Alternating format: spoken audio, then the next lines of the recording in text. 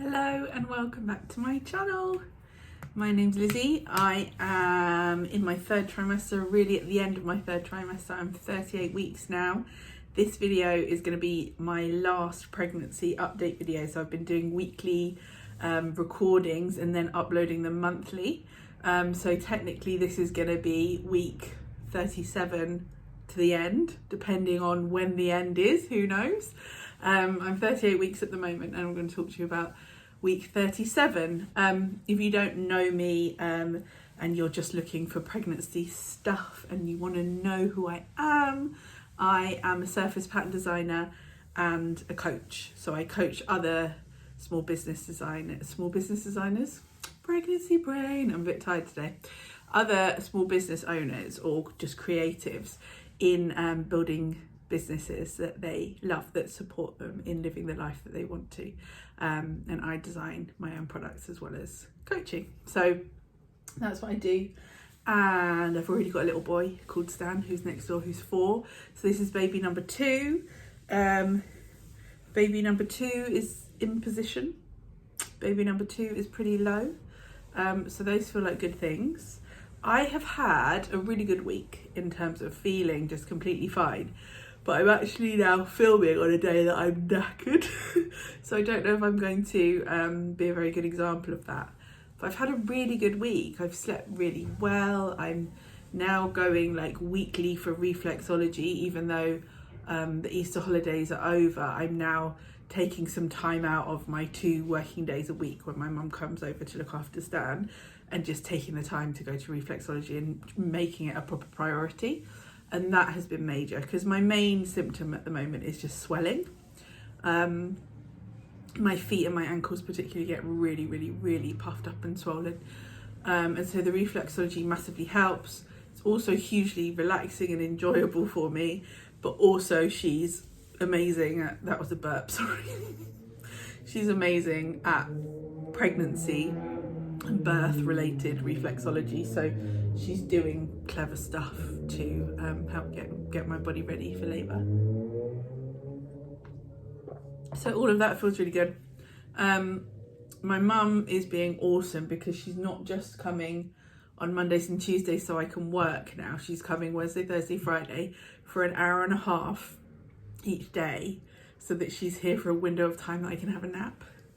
So for these last like couple of weeks, I am, and this past week, it's the first week we've done it, but since the beginning of week 37, because it's partly because of having the Easter holidays and getting a little bit more rest. I was a bit daunted by, because I'd wound down, I stopped working basically for 2 weeks, and then it was a bit like, I only got 3 weeks left, or you don't know how long you've got left, but I'm 37 weeks now. Dan's going back to work. I'm doing all the childcare and I'm quite tired and I'm not quite sure what that's going to look like. So she offered to come for an extra 3 days a week just for an hour and a half so I can nap every day, and that's what I've been doing and it's been awesome. But part of the reason I'm a bit tired today is that I was having my nap and Stan ran in and woke me up, so I didn't get a proper nap because I'd only just got into the nap. And then he woke me up and I couldn't get back to sleep again. So I just meditated for like 3/4 of an hour, which was lovely. The other reason I'm a bit tired is because I had a bit of a weird night.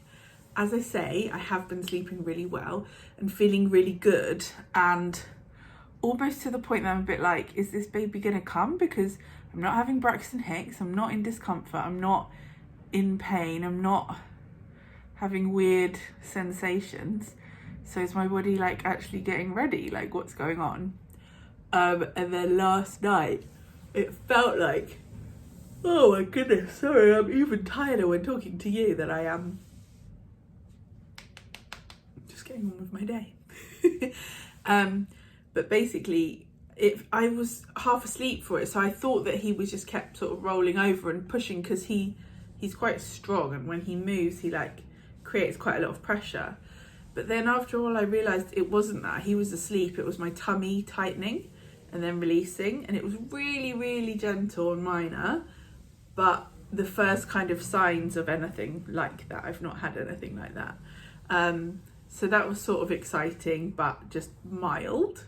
But it meant that I was just a bit wakeful in the night, that I could, it wasn't painful, but it would wake me up occasionally and I'd go back to sleep again. So I didn't have like the solid sleep that I've been having.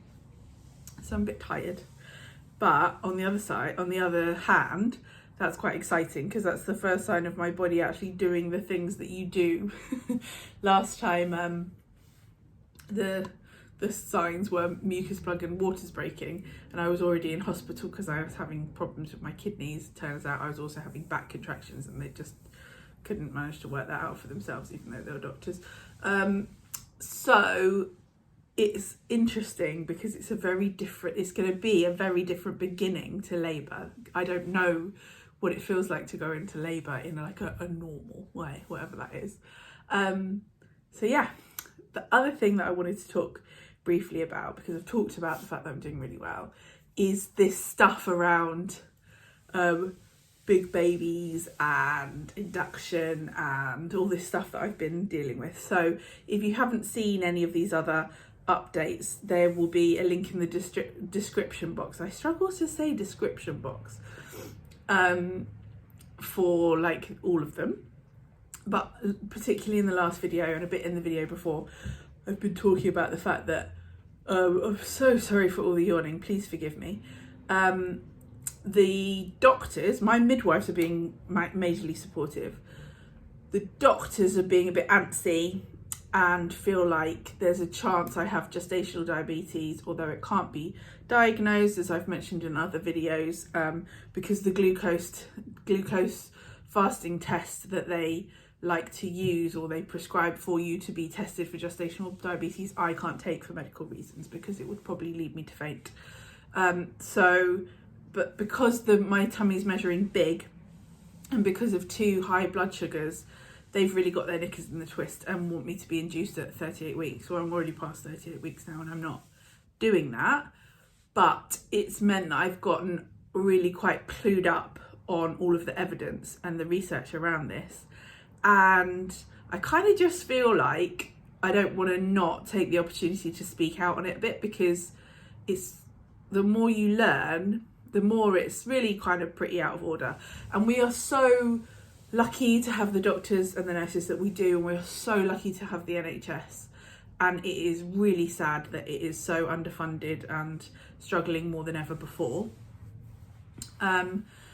But unfortunately, what I've had to learn, and what a lot of other families and birthing people have had to learn, is that there's this thing that obviously we're wired to feel like doctors and hospitals, if there's something wrong with us, if we need medical assistance, is the best place to be. That's the safe place to be. And unfortunately, I've been learning that when it comes to birth, there's quite a lot of stuff where we're being given advice that doesn't stack up against the data and doesn't take into account a lot of stuff. And women are having traumatic births and they don't need to be having traumatic births. And they're being given advice that doesn't hold up with any kind of data or statistics. So for example, a lot of it I'm referring to is around this big baby thing. And because I'm talking about this a little bit here and on Instagram, lots of people have reached out to me and told me their experience of the kind of scaremongering and fear that there is, that doctors put onto people about them potentially having a big baby. I've mentioned already in the last video that like 1 in 10 babies are considered big when they're born. I've mentioned the fact that 2 in 3 women are told that their babies are too big and they're not going to be able to birth them, which is shocking. And there's a lot of stuff around induction being used in a questionable way, really. Obviously, there are good reasons to use induction, life-saving reasons to be induced. And so it's a really important thing that it's a service that's available. But it seems like doctors are very, very trigger happy at let's get everyone induced. And the reality is induction can take 3 days. It can mean a very long labour. It can mean a very painful labour. It will mean that you have to be hooked up to machines so you can't move around. There are lots and lots and lots of downsides to having an induction. So as I say, it's really important that it's an option because it's needed. but to be dishing it out to lots of people who don't need it is bonkers, and more than bonkers, kind of unacceptable. And the number of people who have reached out to me and said, I was told that I was going to have a big baby and it was a tiny baby, or I was told this and this, I had to be induced, I had a really traumatic time and it turned out this and this. Like, basically they can tell whether it's a big baby 50% of the time. So if you have a scan and you're told your baby is too big, they're only right half of the time. That's the reality. That's the data. And also, the reason that they worry about big babies is because of shoulder dystocia, which is a really scary, dangerous thing that can happen, where the baby's head is out but their shoulders are stuck and they can't get out and they don't get enough oxygen. And it's very, very, very, very rare that happens, and it isn't possible for the midwives to do a manoeuvre to help the baby out and them not have any nerve damage or more serious complications. It is so rare that it's a big problem. It's rare that it happens, but it's so much more rare that it happens and it can't be fixed. And midwives are trained on it regularly. And the other one is stillbirth, that comes up a lot. And the thing that's kind of the most upsetting, I think, is just that doctors scaremonger and they say, and this is what my experience has been, I'm being kind of to a certain extent bombarded with, well, these are the risks, we want you to do this. And the risks that they say, they never talk about the statistics that hold them up, because they're very, very, very low chances.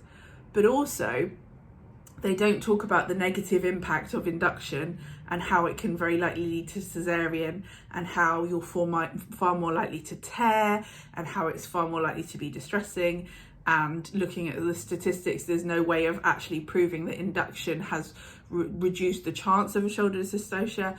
So I'm on my soapbox now and I'm rambling on a bit, and I'm not an expert, but I just wanted to point you in the direction of Sarah Wickham, who is a midwife who has written a book called In Your Own Time and has a blog that talks a lot about all of this sort of stuff, and she really is an expert and she really does know the data. And so if this is something that you want to know more about, go to her. It's Sara, but I think it's pronounced Sarah rather than Sarah, but that's her. And then another resource that I think is really good is the Evidence-Based Birth podcast, and I've just listened to an episode on that is all around big babies, but they've got ones about pretty much everything, and they just properly look at all of the research and digest it for you and explain it to you in a way that is digestible, so that it's actually really, really based on the facts. Because as I say, like, the thing, I didn't quite make this point, the thing that's upsetting is you go to a doctor and you think that they're telling you the truth, that you think that they know the facts, and quite often they don't have anything to back it up. They give you a printout and tell you these risks, but it's not the full story even nearly, and it's often actually really bad advice to say, we think you need an induction, and you don't need an induction, and you don't, you know, obviously there are cases where people do, and so I'm not saying induction is just bad, but it's a really serious thing. And so to do it when you don't need to do it, and there's no proof that it is safer, and there is proof that it is much less pleasant an experience and can lead to lots of other painful and difficult interventions that are bad for mother and baby.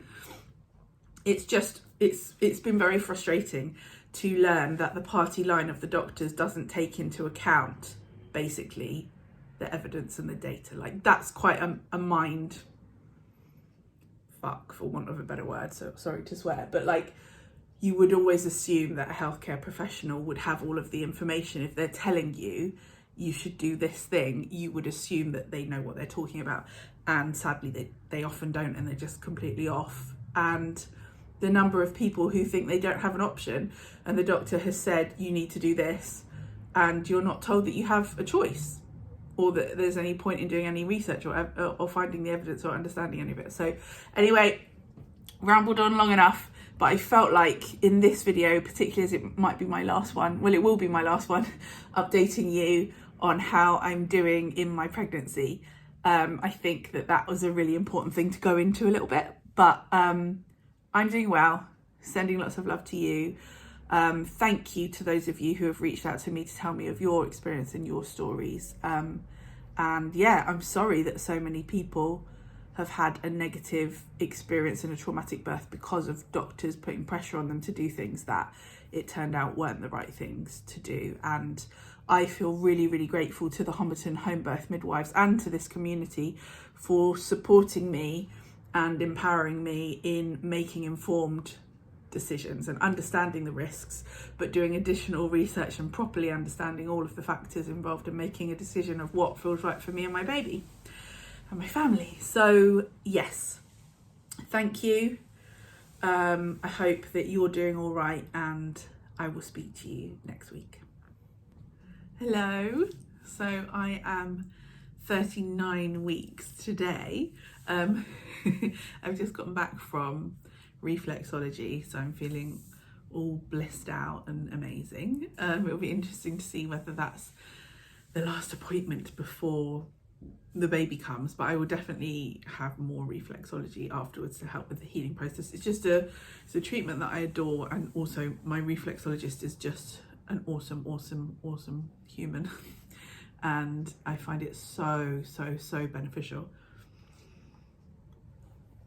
But also today particularly, like I'm feeling, like I said, like all like blissed out and like certainly full of oxytocin and all of the things that are good to induce labour or help baby know that it's time to come, or he'll work out when it's time to come, but I'm just feeling really lovely because of it. And I was also on the way there and on the walk back, it's about half an hour walk, so it's a nice walk, I was listening to a playlist that I created in Spotify last night, which is going to be my home birth playlist of like chilled music, but actually like songs that I really love, that I grew up listening to, that again like have got that lovely like chilled blissed out vibe but fill me full of oxytocin because I love them. You know, the kind of songs where you like know every single note and you can like sing the saxophone solo because you know every single detail of the song. So I can link that up in the description box if you want, if you're interested to know some of those songs, some of my favourite songs. It's all quite old school, so it's stuff like Prince, Purple Rain, REM, Night Swimming, Van Morrison, Tupelo Honey, all of those sorts of vibes. So yeah, that has been a really nice start to the day. I also started by writing my morning pages, so I'm feeling like I'm in a space this week, hopefully, of very much, sorry about the dog barking in the hallway, it all being very like intentional and chilled and lots and lots of hopefully oxytocin inducing stuff.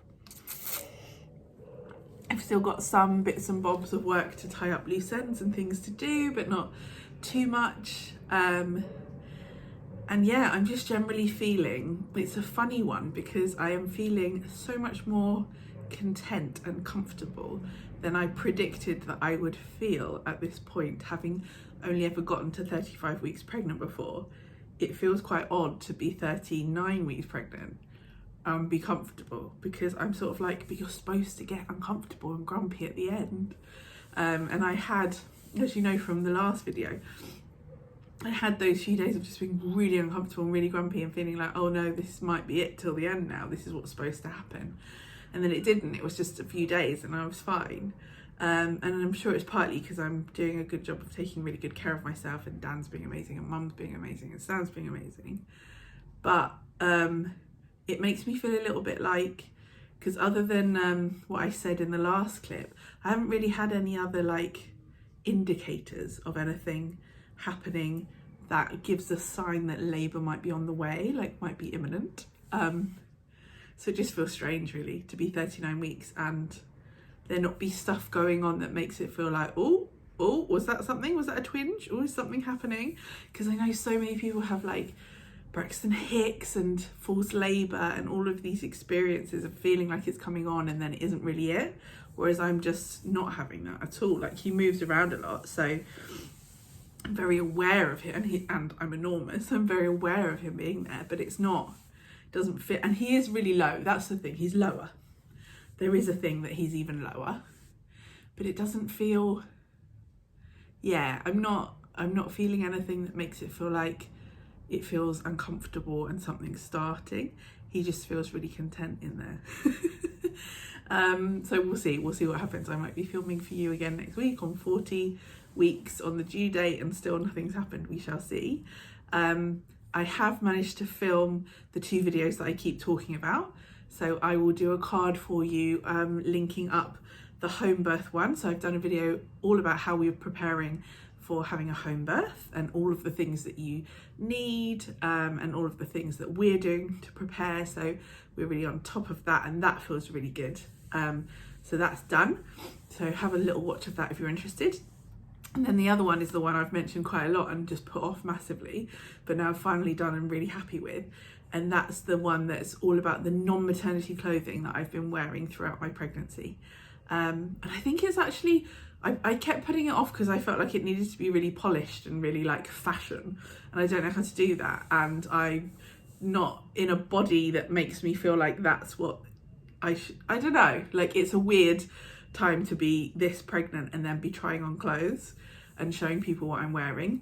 But actually, because it's all normal clothes, not maternity clothes, and because I've got a little bit of a method for how I piece the outfits together and how I've made it work as a capsule wardrobe, so there are lots of different combinations and it all sort of works together, it's quite a good video. I don't think you need to be pregnant for it to be a useful video about dressing in a way that you feel comfortable, because it's all super comfortable clothes, and it's all clothes that either I've had for a long time already and just happen to work with this body, or it's things that I've bought that aren't maternity either, but I know will still work now and still work once the baby comes. So it's really satisfying video to film. Actually, in the end I was really happy with it, and you've been really nice about it, those of you who've already seen it. So have a watch of that if you're interested. But otherwise, in terms of symptoms, like, honestly, I'm really quite comfy. The only symptom I've got is that, other than like the puffiness, the puffy ankles and feet, although that's been a bit better this week. It got particularly bad last night and this morning, so it was perfect timing to go and see Cordelia for the reflexology, because now it's feeling a lot better again already, because she really, really helps with that. But what it is the baby's so low and my bump is so big, my skin now is a little bit sore in the crevices of where your legs join your body, so that kind of like V. Because my tummy comes out so far, it's actually creating quite a deep crevice, whereas normally that would be an area that as you move a lot of air gets to it. But I feel like it's quite red in there and a little bit sore, just because there aren't really many positions I can get into where the crevice isn't like with the bump over my leg. So I've been trying to be a bit aware of that and like get into positions where things can be aerated, because that's just a bit tender. But otherwise, like, I'm good. I'm tired, but as you know, like, I'm trying to nap most days, and trying to go to bed not too late, and it's completely all normal to be tired. Like, I'm not surprised that at this point I'm more tired than I was other times. Like, I'm carrying something really big around, and I'm just trying to lean into like letting myself be sleepy and getting lots of rest, so that feels good too. So yeah, I think that's everything. I'll show you the enormous tum.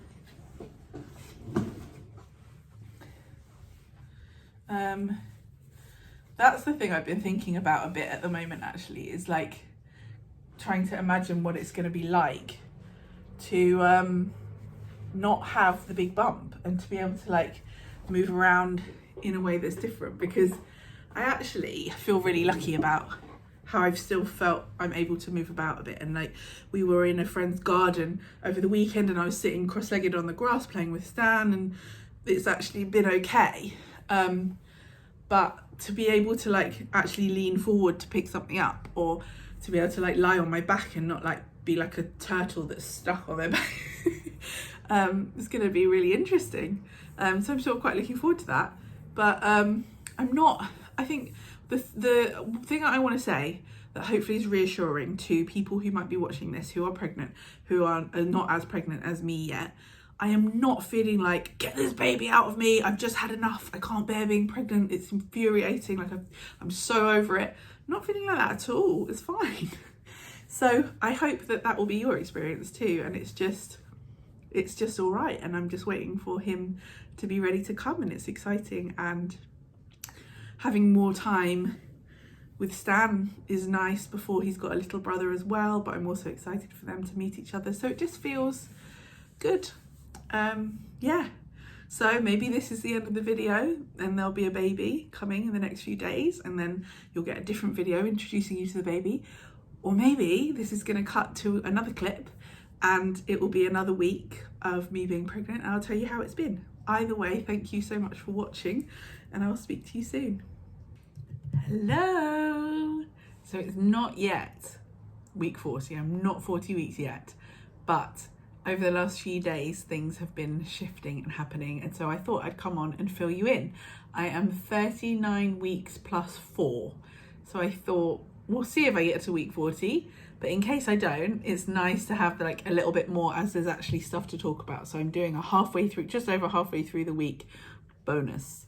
So the day after I filmed last in that previous clip, having said that I wasn't really having any kind of experiences of movement or pains or things that made it feel like labour might be coming on. This is the TMI section, by the way. Like, if you don't want to hear about pooing and all those sorts of things, then I don't know why you're even watching these videos. But basically, I did the most enormous poo of my entire life. It took like half an hour. I had to stop halfway through and like get into the shower and try and relax my body. It was like birthing a baby, but it was poo. And the process of doing that, like that, it wasn't a normal experience. Like it was definitely because I'm pregnant, and definitely because of my body like making space for the baby. And then he came down much lower, having had that experience. So that was the moment at which it was like, oh, okay, like now this feels different. And since then, even like stepping forwards, like my legs feel like they bang into him, like he's really low. So everything has felt different since then. So it's not what it was in the last clip of just like, oh, it's just the same. Nothing's like, it definitely feels like there's change.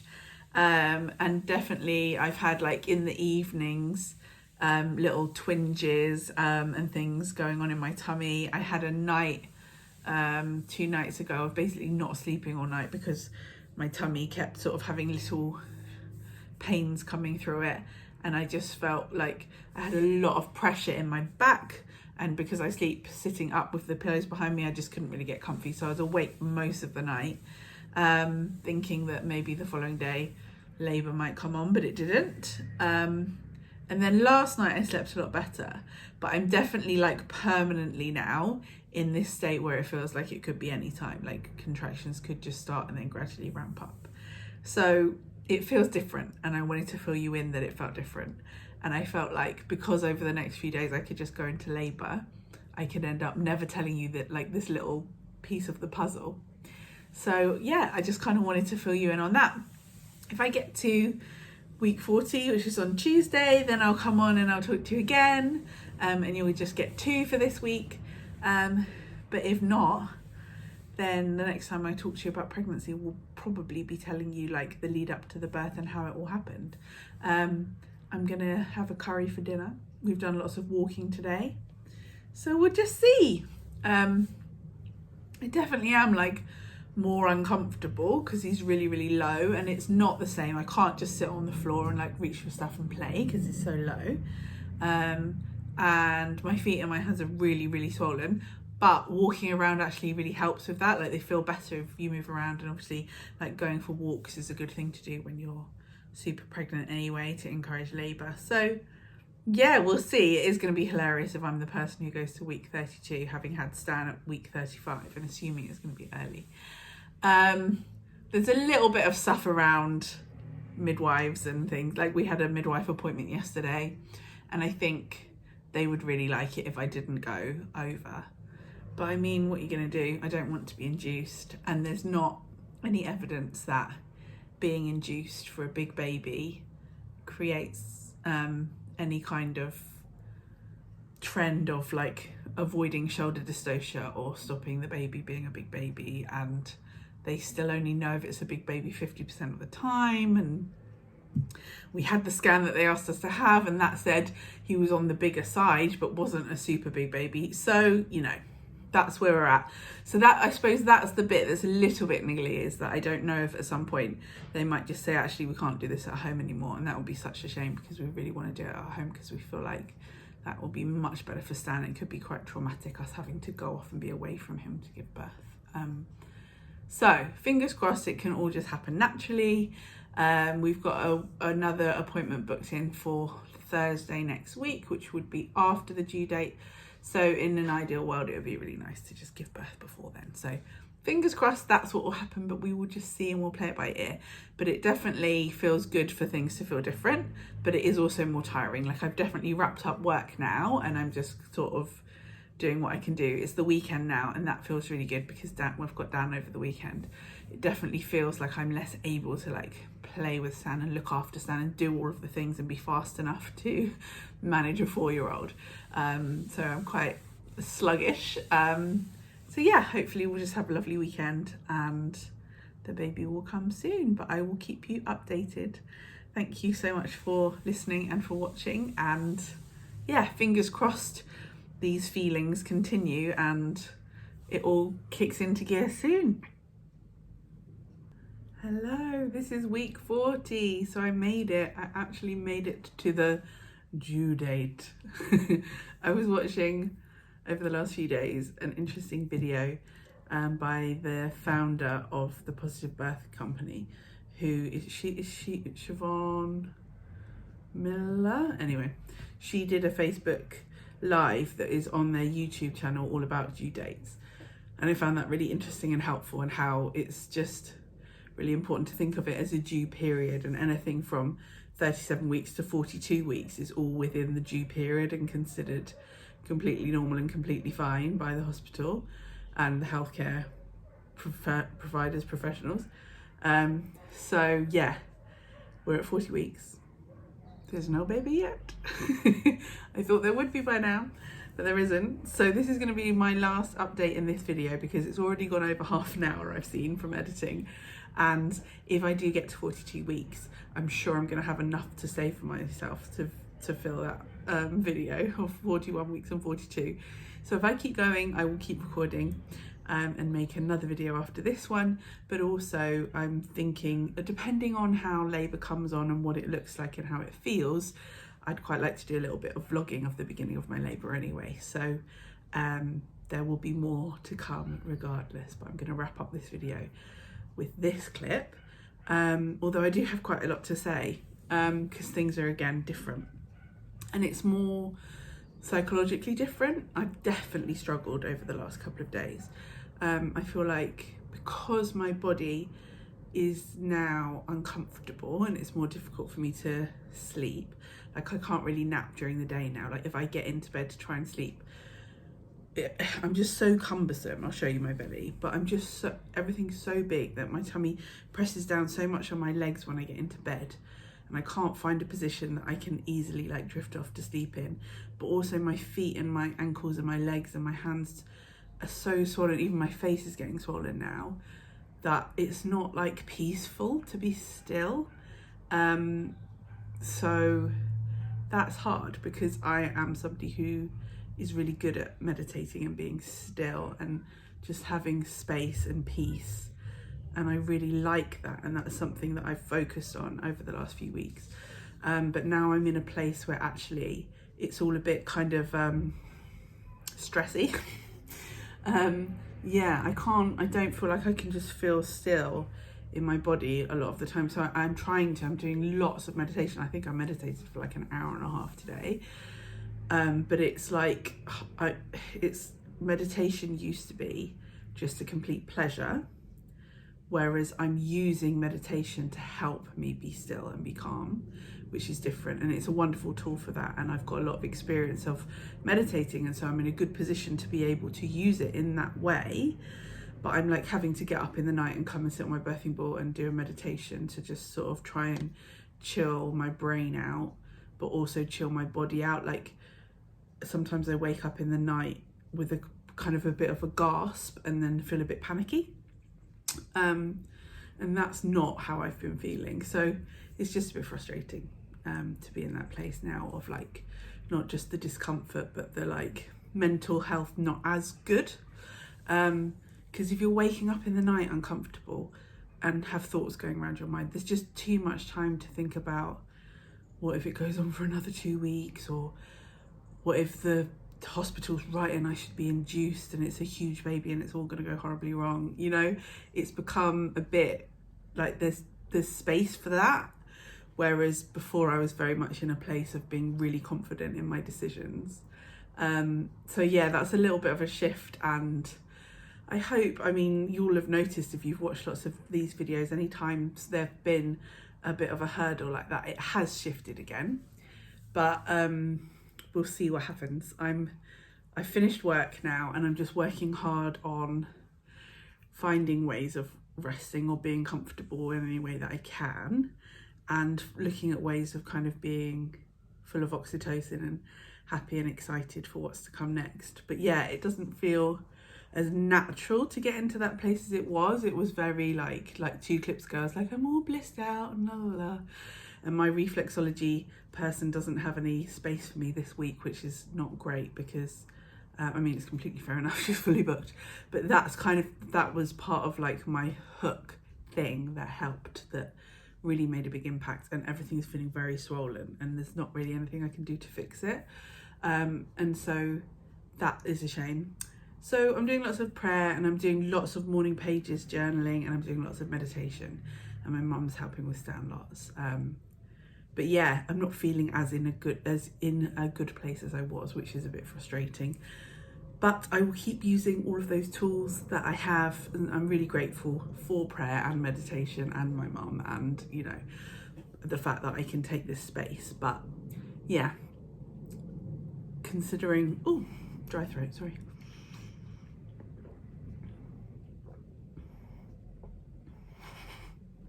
That was a lot of water.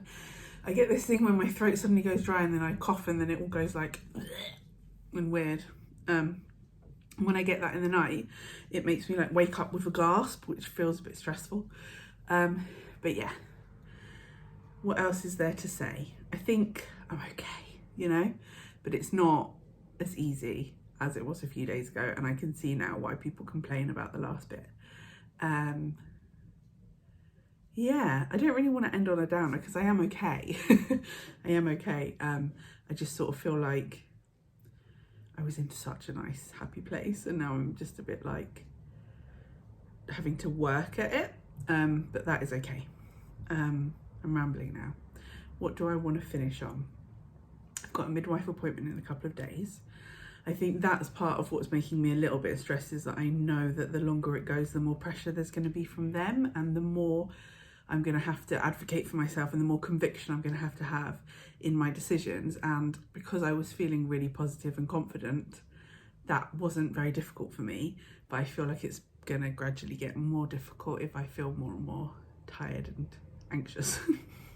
So if you are praying people, pray for me, pray for us. One of the things I'm worrying about is having to go into hospital and it being really hard for Stan, and that's the sort of thing that like wakes me up in the night and I worry about. So pray for us or send us good vibes.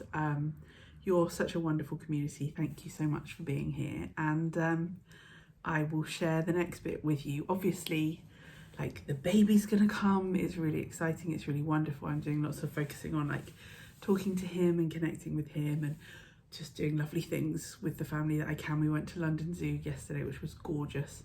I'm a bit knackered from it because I think we walked like 7.5k, so I'm a bit tired.